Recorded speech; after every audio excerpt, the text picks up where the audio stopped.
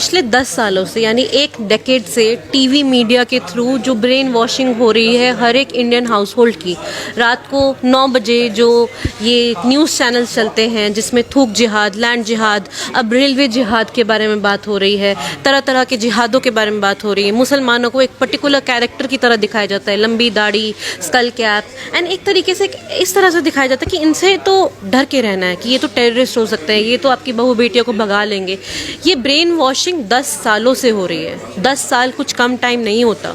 एक आम आदमी, एक आम हिंदुस्तानी उसको रोज़ देख रहा है, तो आप सोच सकते हैं कि उसके मन में क्या जा रहा है। आप कैसे रोकेंगे उस ब्रेन वॉशिंग को? लेकिन जो सिस्टम है, कोर्ट है और सारी चीज़ें हैं वो सब देख रही हैं, वो उनको जी, तो आई थिंक पिछले 10 सालों में हमने ये ऑब्जर्व किया है कि democracy is not simply voting, it's a system of checks and balances. कि किस तरीके से सिस्टम जो है वो एक दूसरे को रोकता है कि अगर कोई पॉलिटिशियन जो है वो ज़्यादा पावर एक्सर्ट करे तो जुडिशरी उसके ऊपर जाएगी, जुडिशरी के ऊपर एग्जीक्यूटिव रह सकता है, एग्जीक्यूटिव के ऊपर प्रेस रह सकती है। पर अभी हमने पिछले 10 सालों में देखा कि हर एक सिस्टम को इंडिया में अंडरमाइन किया गया है, जिसमें जुडिशरी भी एक है। Judiciary in fact is one of the major system that has been undermined because of which media compromise है, जुडिशरी कॉम्प्रोमाइज है, एग्जीक्यूटिव कॉम्प्रोमाइज है, पुलिस कॉम्प्रोमाइज्ड है। तो कौन रोकेगा? आप जैसे कुछ पत्रकार हैं जो अच्छा काम कर रहे हैं, जो थोड़ा बहुत सोशल मीडिया के थ्रू कर रहे हैं, आपके लिए भी तो ब्रॉडकास्ट बिल आ रहा है आपको रोकने के लिए। जुडिशरी की आपने बात की तो सीजीआई कह रही है कि मैं तो भगवान में विश्वास करके फैसला करता हूं, इस पे आप क्या कहेंगे? मैं सीजीआई को बोलना चाहती हूँ कि I am waiting for the next CGI, hopping it would be better. आप लोग तो वहाँ ज़मीनी स्तर पे काम कर रहे हो, आपने बोला कि हम वहाँ 5 जगहों पे गए, क्या लगता है वहाँ का ज़मीनी रिपोर्ट क्या है?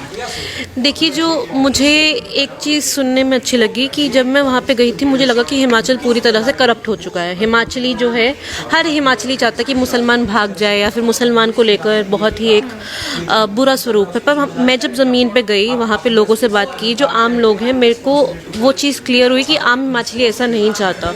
बहुत सारे लैंडलॉर्ड्स ऐसे हैं जिन्होंने अभी भी दुकानें खाली नहीं करवाई है, तब भी हिंदू ग्रुप्स जो है लैंडलॉर्ड्स को बोल रहे हैं कि आपके ऊपर फाइन लगाएंगे अगर आपने खाली नहीं करा। वो लैंडलॉर्ड्स को टारगेट कर रहे हैं। इरिस्पेक्टिव ऑफ दैट, लैंडलॉर्ड्स जो हैं वो टिके हुए हैं, वो साथ में सॉलिडारिटी के लिए खड़े हुए हैं। बहुत सारे ऐसे मुसलमानों से बात हुई, जैसे मैंने पालमपुर के जो कश्मीरी मुसलमान हैं उनके बारे में बात की, जो 40 साल से पालमपुर में दुकान लगाते हैं अपनी। तो उन्होंने बताया कि उनको कितनी सद्भावना मिली आसपास के लोगों से। लोग आए उनके पास और अभी भी आते हैं कि भाई आप चिंता मत करिए, हम आपके साथ खड़े हुए हैं। ज़रूर उनके मन में ये डर है कि डेमोग्राफी चेंज हो जाएगी, मुसलमान आ जाएंगे, बट हर हिमाचली ऐसा नहीं है। आई थिंक ये एक सेक्शन है हिमाचल का जो कि एक बहुत ही लाउड सेक्शन है, ये बहुत ही तेज सेक्शन है। They are able to mobilise themself very well because of social media, और उनकी आवाज़ सुन के लगता है कि सारा हिमाचल यही चाहता है, जबकि ऐसा नहीं है। सारा हिमाचल ऐसा नहीं चाहता, और ये मुसलमानों ने हमें खुद बताई है बात। उन्हें वहाँ पर एक्चुअली उनके जो, जैसे मंडी में हम काफ़ी मुसलमानों से मिले, वहाँ पे उन्होंने बताया कि उनको 2 शादियों में जाना है अगले हफ्ते, दोनों हिंदुओं की शादी है। वहाँ पे जो रिश्ते हैं वो हिंदू मुसलमान के ऐसे नहीं हैं। तो ये जो हमने देखा, हमारी एक और हिंदू लेडी से बात हुई, उसने एक मुसलमान को फ़ोन किया जब मंडी में प्रॉब्लम चल रही थी, बोला आप प्लीज़ मेरे घर पे आके रह लीजिए, मैं आपका ध्यान रखूँगी। जबकि वो मुसलमान जो हिंदू लेडी थी वो अकेली रहती थी। सिमिलरली संजौली में जो हमें एक लेडी मिली, उन्होंने ही हमें शेल्टर दिया जब हमारे साथ इस तरह की वारदात हो गई थी, कि जब पुलिस ने हमें क्वेश्चनिंग की और हमें पता लगा कि हमारी फ़ोटोग्राफ जो है इस तरह से वायरल हो रही है। तो वो एक हिंदू महिला ही थी जिन्होंने हमें हेल्प की, और वही हिंदू महिला वहाँ के मुसलमानों की भी हेल्प कर रही है।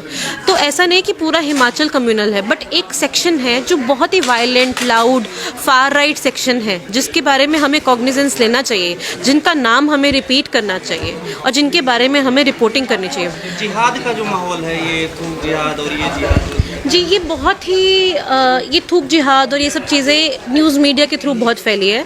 जब शिमला में हम गए, वहाँ पे हमने लोकल दुकानदारों से बात की, तो एक बहुत ही इंटरेस्टिंग कन्वर्सेशन आई। तो कश्मीरी मस्जिद है छोटा बाज़ार में शिमला में, और वो काफ़ी टाइम से, प्री इंडिपेंडेंस टाइम से कश्मीरी मस्जिद जो है वहाँ पर है। कश्मीरी मस्जिद के साथ एक ज्वेलर की दुकान है।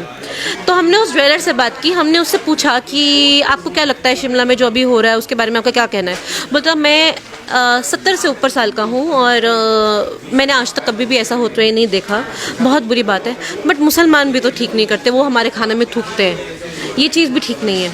तो लोग विश्वास करते हैं कि ये थूक जिहाद जैसी चीज़ है, और ये I think it's very ridiculous, but somehow people are believing it. And we need to study why people are believing it. Is social media a reason for that? Is, not penalizing these news reporter who spread fake news like that? क्या एक reason है? क्या हमारी government को आके बोलना चाहिए? Government इसका अकाउंटेबिलिटी नहीं लेती है कि ये चीज़ एक्चुअली रियल नहीं है। जैसे एक और मैं आपको वारदात बताना चाहूँगी, कुल्लू में बहुत अच्छा हुआ। कुल्लू में जो जैसा कि मेरे मित्र है कौशिक राज, उन्होंने बताया कि कुल्लू में किस तरीके से एक पैम्फलेट बांटा गया, लाइक 1 लाख से ऊपर पैम्फलेट बांटे गए, जिसमें कहा है कि आप आउटसाइडर्स, सो कॉल्ड आउटसाइडर, यानी मुसलमानों को रेंट पे दुकानें मत दें, रेंट पे घर ना दें, उनसे ना खरीदें। वहीं पर कुल्लू में जो एडमिनिस्ट्रेशन है, वहाँ के एसडीएम है, उन्होंने प्रेस कॉन्फ्रेंस की, उन्होंने मस्जिद का नक्शा सामने रखा, उन्होंने बोला बताइए हमें इल्लीगल क्या है। जब गवर्नमेंट ने इतना बड़ा स्टेप लिया, इस तरह से प्रेस कॉन्फ्रेंस की, झूठ को सच से अलग किया, दैट वे एक्चुअली जो नॉर्मल पर्सन है उसको समझ आया कि ये नहीं है। I think administration needs to take more such steps, they need to be proactive.